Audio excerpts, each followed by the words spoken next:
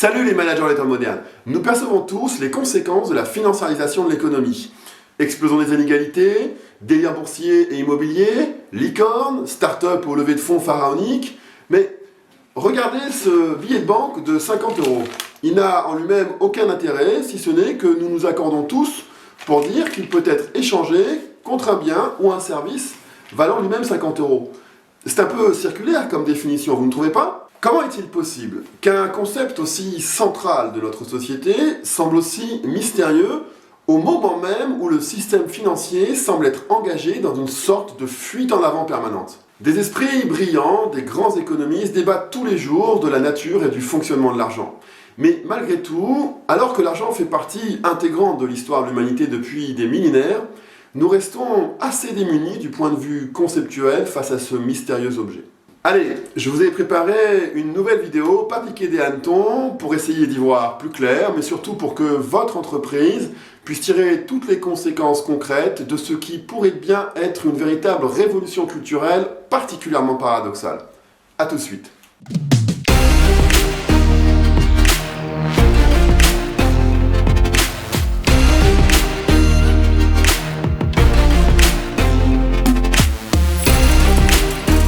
Bonjour, je suis Emmanuel Fergan et après mes études à l'école polytechnique et une première expérience au ministère de l'équipement, j'ai créé il y a 20 ans une des premières solutions de gestion de campagne marketing par email en France. En 2010, j'ai rejoint l'entreprise familiale pour y accompagner les directions financières dans le secteur du transport et depuis 2014, je développe une solution destinée à faciliter les échanges entre entreprises et entrepreneurs. Bref, cela fait plus de 20 ans que je suis passionné par l'impact de l'innovation sur la gestion des entreprises et avec la crise historique du coronavirus, j'ai pris conscience que les entreprises ne pouvaient plus continuer à fonctionner comme avant. Nous partageons tous le même constat de défaillance générale des grandes organisations, mais nous avons trop longtemps accepté de nous y résigner. J'ai donc décidé de créer la première chaîne YouTube dédiée à la transformation des entreprises françaises parce que ça ne pouvait plus durer. N'hésitez pas à vous abonner, sans oublier d'activer la cloche des notifications pour être informé de mes futures publications. Allez, au boulot! Bon, pendant des millénaires, la richesse se mesurait avec des métaux précieux, l'or et l'argent.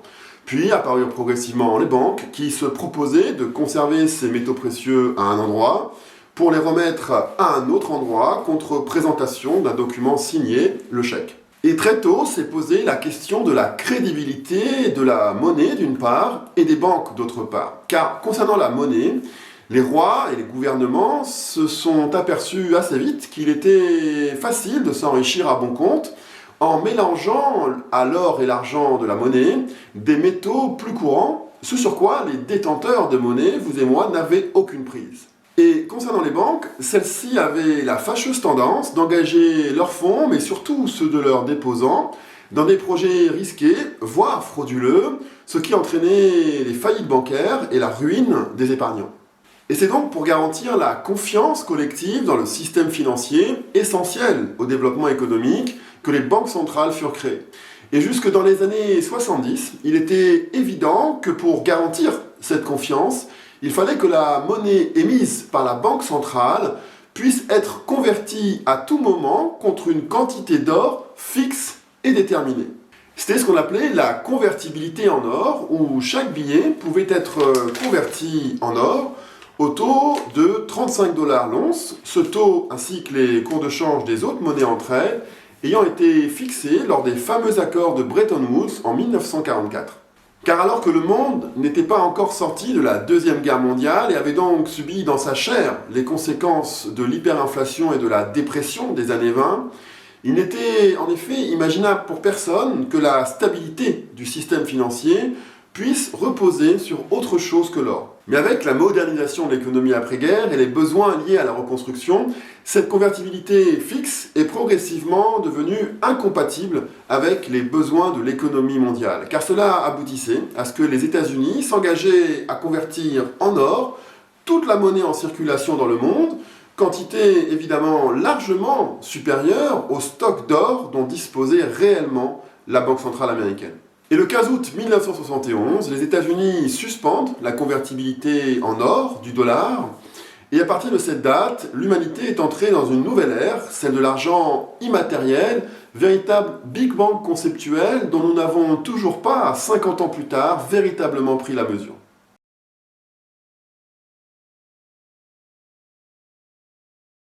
Avec la fin de la convertibilité en or, a commencé ce qu'on a appelé la financiarisation de l'économie, marquée par une explosion de l'endettement des États, des entreprises et des particuliers, rendue possible par la sophistication des marchés et des instruments financiers, mais surtout par le développement prodigieux de l'informatique pendant cette période.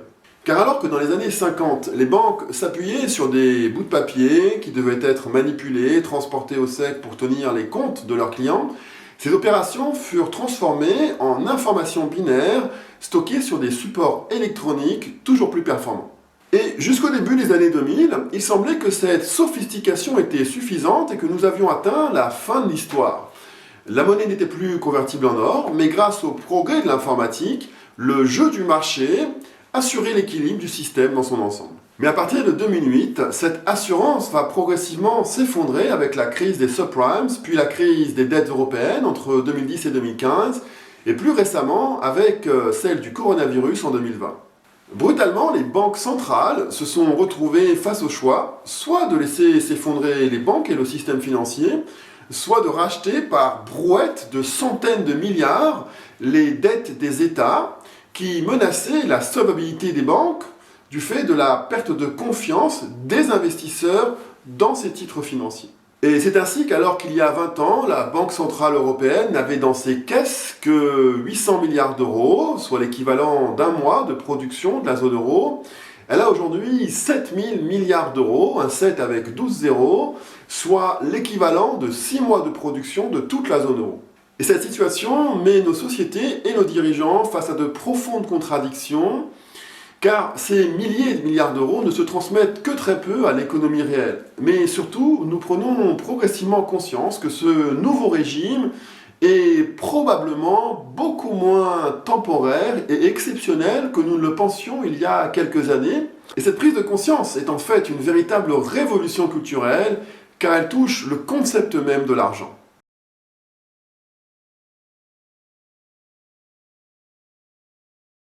Mais avant de vous décrire cette révolution, un petit rappel sur le fonctionnement du système financier. D'un côté, nous avons les banques qui collectent des dépôts et offrent des prêts, et de l'autre, nous avons les fonds d'investissement qui collectent de l'épargne et la place. En France, le crédit aux particuliers, aux entreprises et à l'État est assuré à part environ égale entre les banques et les fonds d'investissement pour un montant global de 5 700 milliards d'euros. Commençons donc par les banques, avec un schéma que les spécialistes en comptabilité bancaire connaissent bien, les fameuses balances en T, avec à gauche l'actif, ce que l'entreprise possède et que l'extérieur lui doit, et à droite le passif, ce que l'entreprise doit à l'extérieur. Prenons le cas d'une banque qui prête de l'argent, disons 1000 euros, à une entreprise pour acheter un équipement. La première surprise, c'est qu'elle le fait en appuyant simplement sur un bouton, sans rien demander à personne, en enregistrant au passif le dépôt de son client pour 1000 euros, et à l'actif, la créance, ce prêt que le client va lui devoir, pour un montant de 1000 euros. Et l'entreprise enregistre l'opération exactement inverse dans ses comptes, avec au passif la dette de 1000 euros, et à l'actif, l'argent qu'elle a sur son compte auprès de sa banque pour 1000 euros. Le prêt et le dépôt.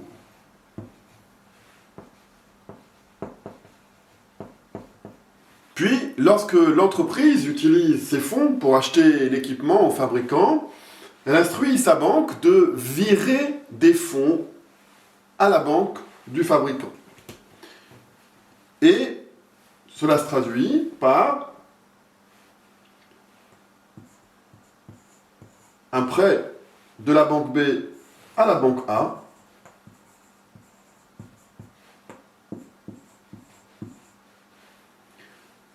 un nouveau dépôt, qui est le paiement de l'entreprise au fabricant qui retrouve 1000 € sur son compte auprès de la banque B.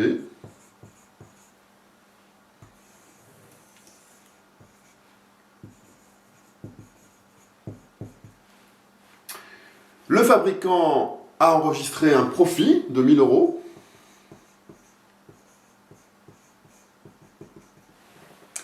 Et l'entreprise, une charge de 1000 €.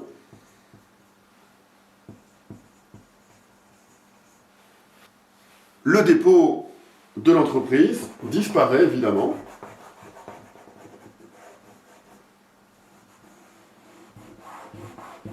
Alors vous vous demandez pourquoi j'ai écrit ici un prêt.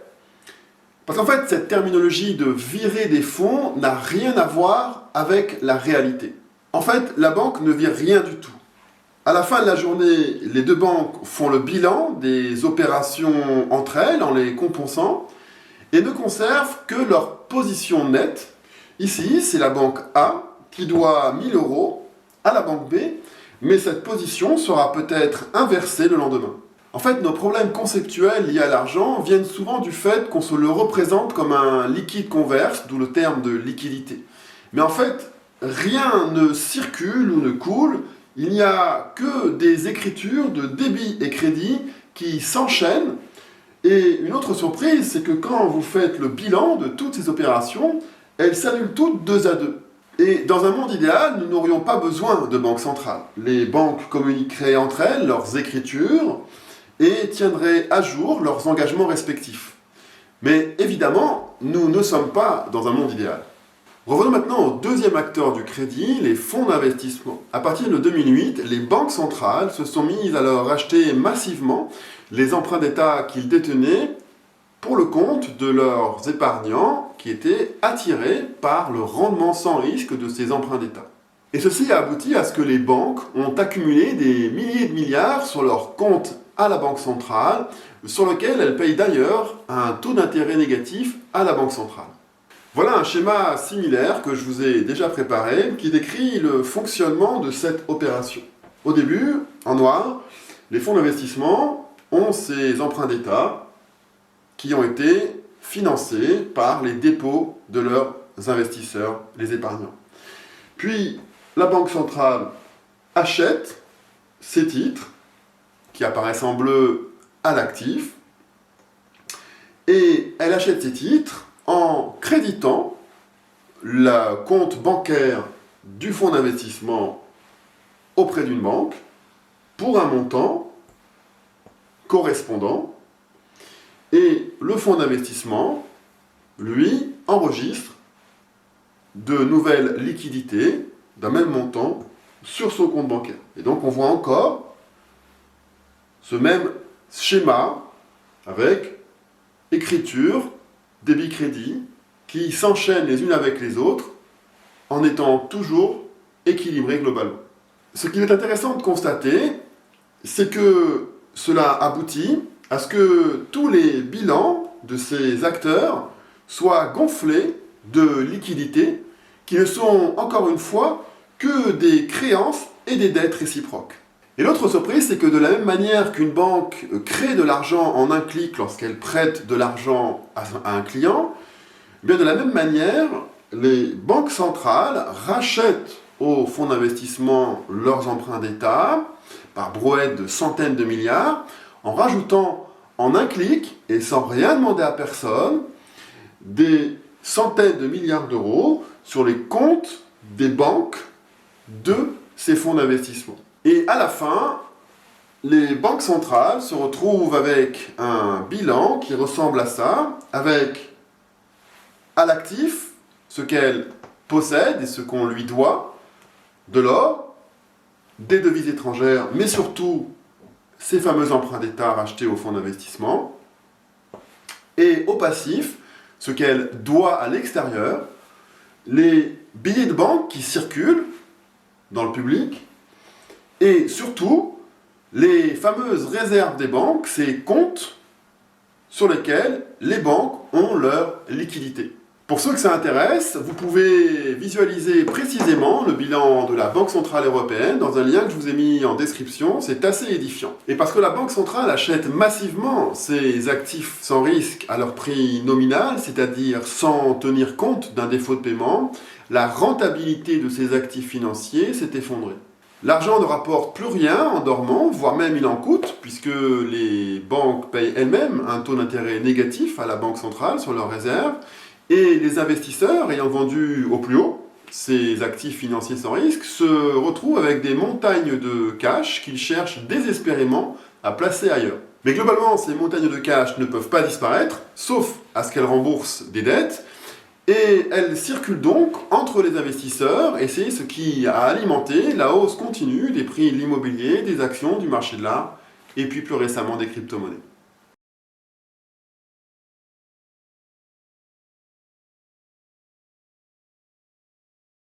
Et on entend de plus en plus les amateurs de ces fameuses crypto-monnaies, le Bitcoin, avec les arguments du style « Les banques centrales sont en faillite depuis 50 ans et sont engagées dans une fuite en avant qui ne peut que se terminer par l'effondrement comme toutes les pyramides de Ponzi ». Et oui, c'est vrai, nous sommes engagés dans une fuite en avant irréversible car nous avons dépassé depuis longtemps le point où nous pourrions laisser le système financier s'effondrer. Mais il y a une différence, elle est de taille, entre la Banque centrale et n'importe quelle autre entreprise, c'est qu'elle ne peut jamais ni faire faillite, ni s'effondrer. Pour s'en assurer, il suffit de revenir au bilan de la Banque centrale et plus précisément à son passif, ce qu'elle doit à l'extérieur, qui est, comme je vous le présentais, essentiellement constitué des pièces et billets en circulation et de ces fameuses réserves, les comptes bancaires qu'ont les banques à la Banque centrale. Et la grosse différence avec le passif des autres banques, et contrairement d'ailleurs aux termes souvent employés d'engagement ou liabilities, c'est que le passif de la Banque centrale n'a rien à voir avec un quelconque engagement financier. Vous ne me croyez pas? J'imagine que cela puisse choquer. Et pourtant, si vous vous présentez au guichet de la Banque de France et que vous demandez au guichetier de vous rendre les 50 € qu'il vous doit, il va probablement vous prendre pour un fou. De la même manière, les banques ne peuvent pas demander à la Banque centrale de transférer leurs réserves ailleurs ou dans une autre banque. Il n'y a pas d'autre banque centrale. Alors que si vous demandez à votre banque de liquider votre compte et qu'elle ne le fait pas, vous pouvez aller voir un juge et la déclarer en faillite, la Banque centrale, elle, ne peut jamais être mise en faillite par aucune de ses contreparties. La Banque centrale n'est donc engagée envers personne puisqu'elle ne peut jamais être mise en faillite. Et rien n'empêche d'imaginer que ce bilan atteigne d'ici quelques années des sommes astronomiques, voire 10 fois ou même 100 fois le PIB de la zone euro.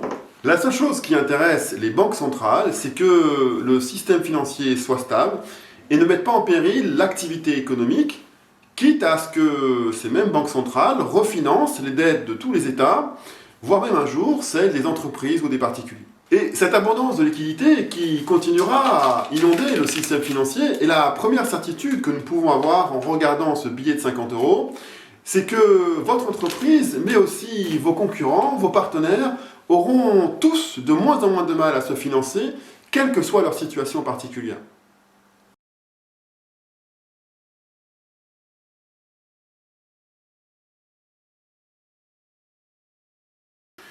Mais cette explosion des liquidités et cette fuite en avant monétaire vont aussi accroître les inégalités déjà très élevées dans nos sociétés, tout en déclenchant des vagues de restructuration d'entreprises qui seront organisées par des fonds d'investissement capables de mobiliser des sommes gigantesques en des temps records. Et s'il y a bien une leçon des 50 dernières années, comme je l'évoquais dans ma dernière vidéo sur l'informatique, c'est que financiarisation et technologie vont de pair, l'une entraînant l'autre et réciproquement. Car, attirés par les réussites prodigieuses des startups américaines, les milliers de milliards d'euros injectés par les banques centrales se transformeront en centaines de milliards d'euros qui seront investis dans des entreprises de nouvelles technologies. Et donc évidemment, l'hyperfinanciarisation va alimenter de puissantes forces centrifuges financières, économiques, technologiques et sociales qui aboutiront à des conflits politiques et géopolitiques majeurs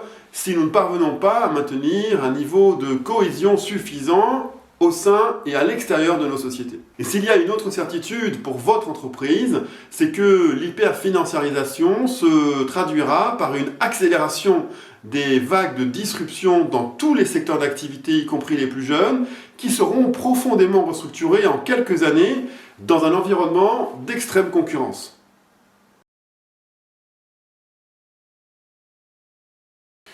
Mais ces bouleversements sociaux vont aussi avoir la fâcheuse tendance d'interférer de plus en plus avec la politique monétaire des banques centrales. Car l'hyperfinanciarisation va voir s'accélérer toujours plus l'endettement global de l'économie, et donc la stabilité financière, politique, voire géopolitique, reposera donc toujours plus sur la crédibilité des politiques monétaires des banques centrales. Et comme on scrutait au siècle dernier les textes des conciles de la chrétienté, ou il n'y a pas si longtemps les discours de tel ou tel dirigeant soviétique dans la Pravda, les investisseurs d'aujourd'hui ne se contentent plus de suivre les chiffres d'activité ou de l'inflation. Ils scrutent la moindre virgule, le moindre changement d'adjectif qualificatif dans les comptes rendus des banques centrales, qui deviennent en fait de véritables œuvres littéraires. Et en même temps, et attention, je risque d'en choquer certains, les banques centrales vont devoir se soucier de plus en plus, et oui, de l'acceptabilité de leur politique par la population, car la crédibilité elle-même de ces politiques en dépendra. J'espère que je ne vous ai pas trop choqué avec cette histoire d'acceptabilité. Comment? Ça ne vous choque pas? Et pourtant, c'est bien une hérésie dans une communauté financière qui reste encore marquée par les affres de la politique anti-inflationniste des années 80, durant laquelle les banques centrales arrachèrent de haute lutte leur autonomie et leur indépendance du pouvoir politique. C'est ce qui explique que les banques centrales répètent en boucle depuis des années que la gestion des conséquences sociales de leur politique n'est pas de leur ressort et incombe au gouvernement. Mais de la même manière que la Banque Centrale Européenne fut forcée, bien malgré elle, et après des mois de tergiversation, de suivre la Réserve fédérale américaine pour devenir le prêteur en dernier recours des États de la zone euro, ce qui était pourtant une hérésie il y a encore une dizaine d'années, les banques centrales vont devoir de plus en plus intégrer l'acceptabilité de leur politique à leur réflexion. Car les investisseurs et les spéculateurs vont vite comprendre que les capacités d'intervention des banques centrales étant effectivement illimitées, c'est bien cette acceptabilité qui va devenir la limite à la capacité d'intervention des banques centrales, limite que les plus entreprenants et spéculateurs d'entre eux n'hésiteront pas à tester, ce qu'ils font déjà d'ailleurs d'une certaine manière avec les crypto-monnaies. Et les récentes déclarations des banques centrales pour lutter contre le réchauffement climatique ne sont probablement qu'un avant-goût de cette quête d'acceptabilité. Mais nous allons surtout prendre progressivement conscience de la nature de ce fameux passif mystérieux des banques centrales, dont ce billet de banque de 50 € fait partie.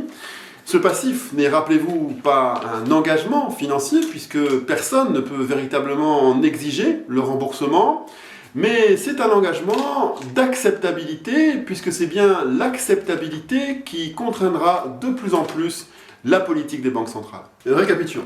Avec la fin de la convertibilité en or de la monnaie, le système financier est désormais engagé dans une fuite en avant irréversible, marquée par une explosion des liquidités et de l'endettement. Et cela va alimenter des restructurations massives de l'économie, une accélération du cycle technologique et exacerbera des tensions sociales déjà vives. Et la stabilité du système financier dépendra donc de plus en plus de l'acceptabilité de cette fuite en avant par les populations. Mais ce constat marque en fait un changement plus profond de paradigme.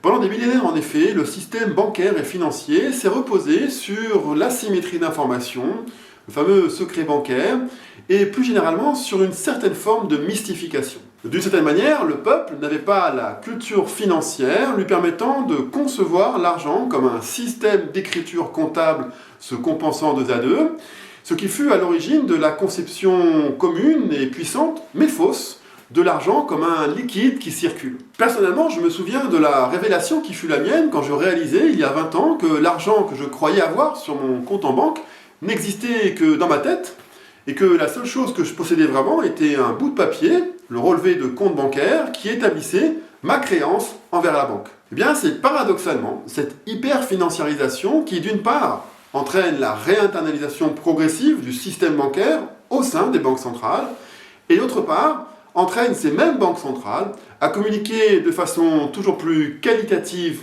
et transparente auprès d'un public toujours plus large. Karl Marx lui-même n'imaginait probablement pas que l'hyperfinanciarisation aboutirait à une gestion aussi socialisée de la monnaie. Mais surtout, paradoxalement là encore, plus les milliers de milliards de l'hyperfinanciarisation vont tourbillonner, plus nous prendrons conscience que l'argent n'est plus du tout le premier facteur limitant nos réalisations individuelles et collectives.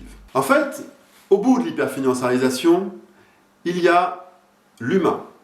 Et nous en voyons d'ailleurs les prémices.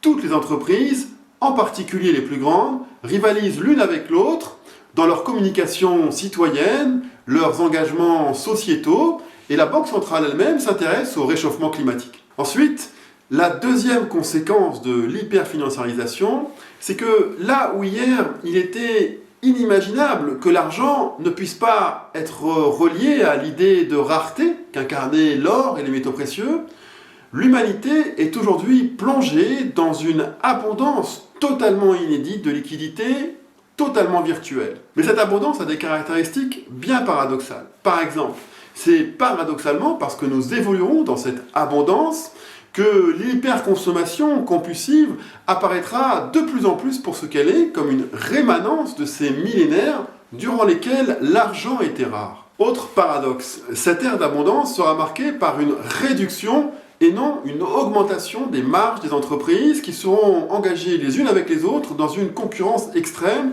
Je vous en ai parlé dans ma dernière vidéo sur l'indice de coopération.